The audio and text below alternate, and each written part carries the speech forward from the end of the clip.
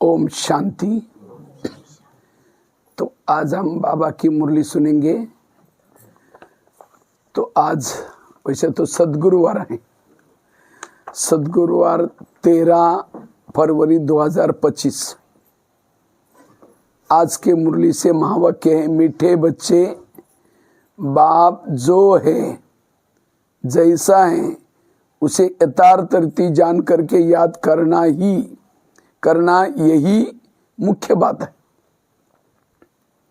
मीठे बच्चे बाप जो है जैसा है उसे यथार्थ रीति जान करके याद करना यही मुख्य बात है।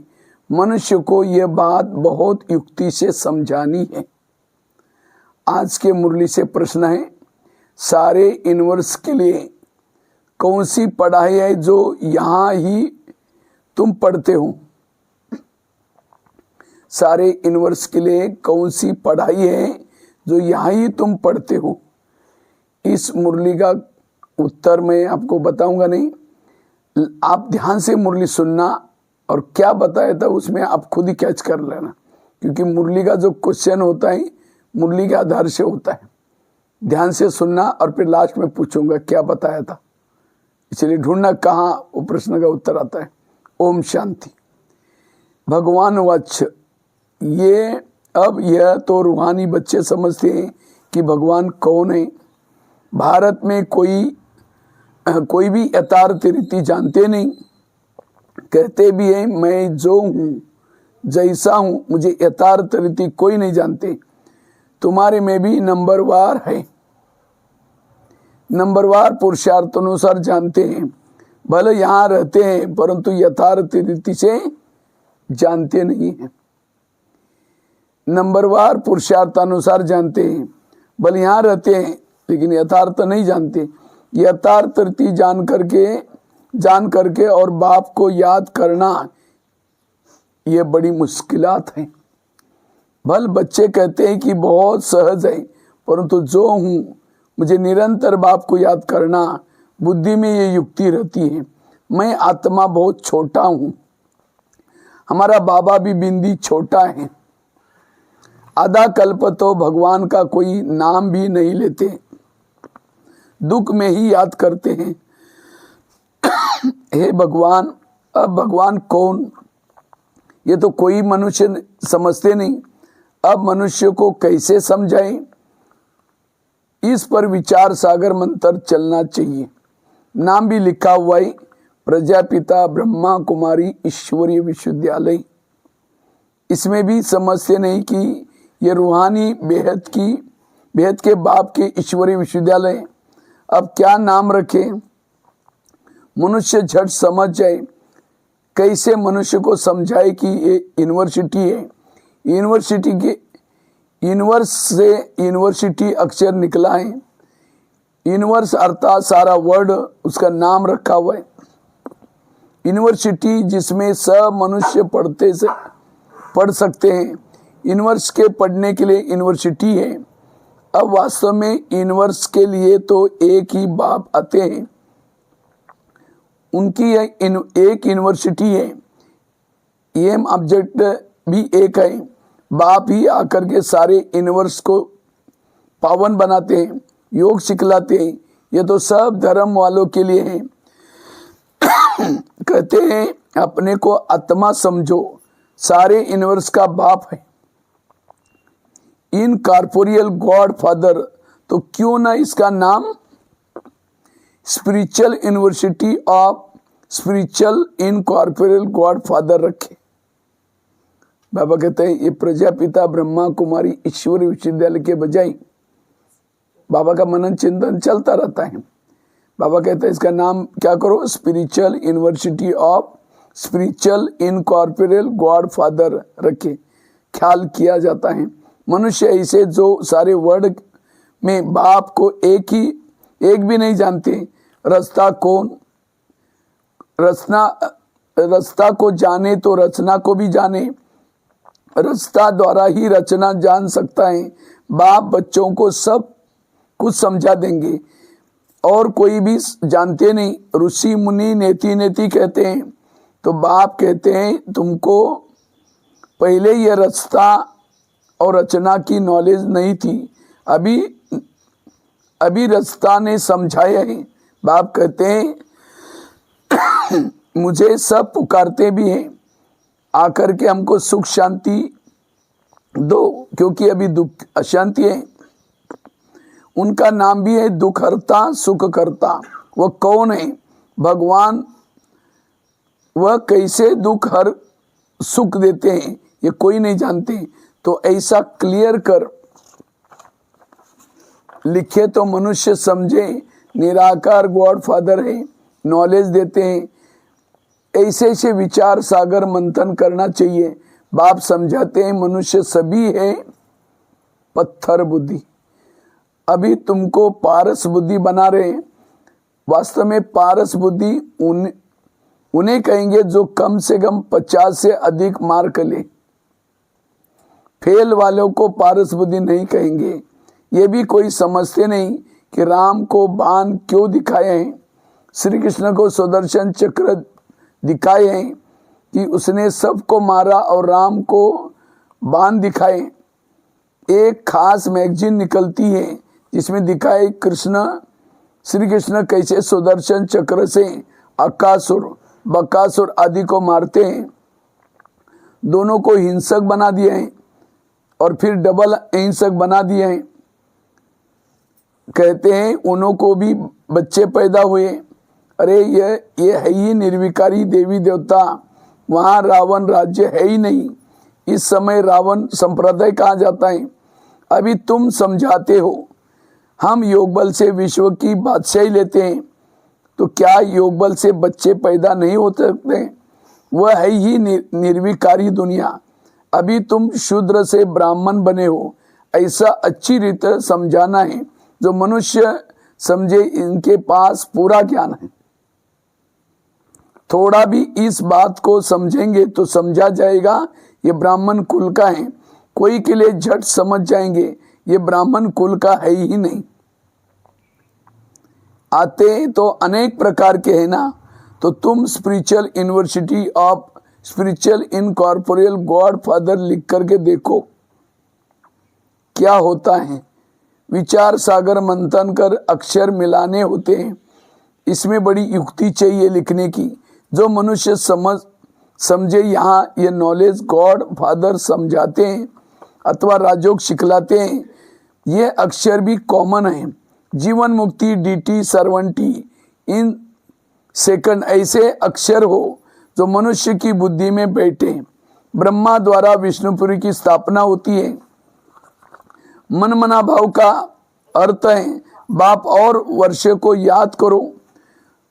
तुम हो ब्रह्मा मुखवंशाली ब्राह्मण कुलभूषण सुदर्शन चक्रधारी। अब वह सुदर्शन चक्रधारी विष्णु को दिखाते हैं। श्री कृष्ण को भी 4 भुजा दिखाते हैं। अब उनको 4 भुजाएं हो कैसी सकती है? बाप कितना अच्छी रीते समझाते। बच्चों को बड़ा विशाल बुद्धि पारस बुद्धि बनना है। सतयुग में यथा राजा रानी तथा प्रजा पारस बुद्धि कहेंगे ना। वह है ही पारस दुनिया। कौन सी? सतयुगी। यह है पत्थरों की दुनिया। तुमको यह नॉलेज मिलती है मनुष्य से देवता बनने की। तुम अपना राज्य श्रीमत पर फिर से स्थापन कर रहे हो। बाबा हमको युक्ति बतलाते हैं कि राजा महाराजा कैसे बन सकते हो। तुम्हारी बुद्धि में यह ज्ञान भर जाता है औरों को समझाने के लिए। गोले पर समझाना भी बड़ा सहज है। गोला मतलब सृष्टि चक्र। इस पर जनसंख्या देखो कितनी है। सतयुग में कितने थोड़े मनुष्य होते हैं। संगम तो है ना। ब्राह्मण तो थोड़े होंगे ना। ब्राह्मणों का युग छोटा है। ब्राह्मणों के बाद है देवताएं। फिर वृद्धि को पाते हैं। बाजोली होती है ना। बाजोली समझा? हाँ। तो सीढ़ी के चित्र के साथ विराट रूप भी होगा तो समझाने में क्लियर होगा। जो तुम्हारे कुल के होंगे उनकी बुद्धि में रचना रचता और रचना की नॉलेज सहज बैठ जाएगी। उनकी शक्ल से भी मालूम पड़ता है कि ये हमारे कुल का है या नहीं है। अगर नहीं होगा तो तवाई की तरह सुनेगा। जो समझो होगा वो ध्यान से सुनेगा। एक बार किसको पूरा तीर लगा तो फिर आते रहेंगे, कोई प्रश्न पूछेंगे और कोई अच्छा फूल होगा, रोज थोड़ी आपे ही आकर के पूरा समझ करके चला जाएगा। चित्रों से तो कोई भी समझ सकते हैं। ये तो बरोबर देवी देवता धर्म की स्थापना बाप कर रहे हैं। कोई ना पूछते भी आपे ही समझते रहेंगे, कोई तो बहुत पूछते रहेंगे, समझेंगे कुछ भी नहीं। फिर समझाना होता है, हंगामा तो करना नहीं है। फिर कहेंगे ईश्वर तुम्हारी रक्षा भी नहीं करते, अब वह रक्षा क्या करते हैं सो तो तुम जानते हो।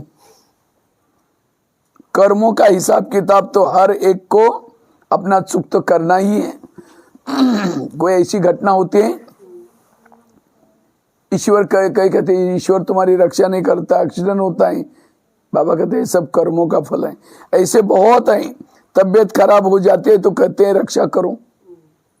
बाप कहते हैं हम तो आते हैं पतितों को पावन बनाने के लिए, वह धंधा तुम ही सीखो। बाप 5 विकार पर जीत पहनाते हैं और ही जोर से वह सामना करेगी। विकार का तूफान बहुत जोर से आता है। बाप तो कहते हैं बाप का बनने से ये सब बीमारियां उथल खाएगी। तूफान जोर से आएंगे। पूरी बॉक्सिंग है ना, अच्छे अच्छे पहलवानों को भी हरा लेती है। कहते हैं न चाहते भी कुदृष्टि हो जाती है, रजिस्टर खराब हो जाएगा। कुदृष्टि वालों से बात नहीं करनी चाहिए। बाबा सभी सेंटर के बच्चों को समझा रहे हैं कि कुदृष्टि वालों से बहुत ढेर है, कुदृष्टि वाले बहुत ढेर हैं।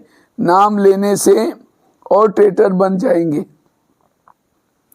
अपनी सत्यानाश करने वाले उल्टे काम करने लग पड़ते हैं।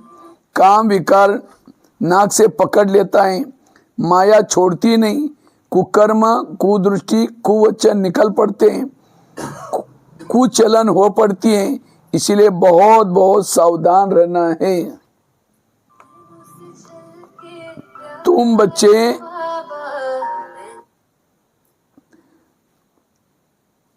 बच्चे जब प्रदर्शनी आदि करते हो तो ऐसी युक्ति रचो जो कोई भी सहज समझ सके।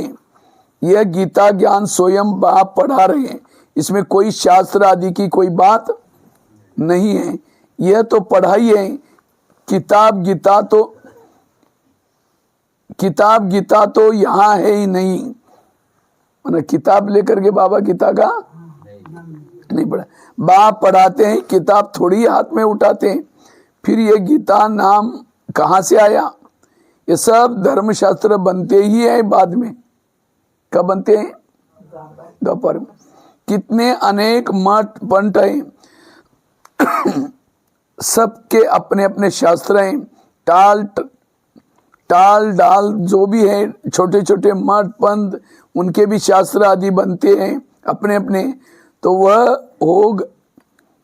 हो गए सब बाल बच्चे। किसके? गीता के बाल बच्चे। उनसे तो मुक्ति मिल न सके। सर्वशास्त्र में शिरोमणि गीता गाई हुई है। गीता का भी ज्ञान सुनाने वाले होंगे ना, तो ये नॉलेज बाप ही आकर के देते हैं। कोई भी शास्त्र आदि हाथ में थोड़ी उठाते। मैं भी शास्त्र नहीं पढ़ा हूं। मैं भी शास्त्र नहीं पढ़ा हूं, तुमको भी नहीं पढ़ाते हैं। शिव बाबा ने शास्त्र थोड़ी पढ़ा हुआ है। वह सिखलाते हैं। यहाँ शास्त्रों की बात नहीं है। बाप है ही नॉलेजफुल।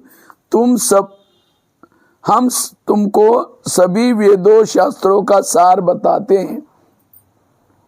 मुख्य है ही 4 धर्म, चार धर्म शास्त्र, ब्राह्मण धर्म की कोई किताब है क्या?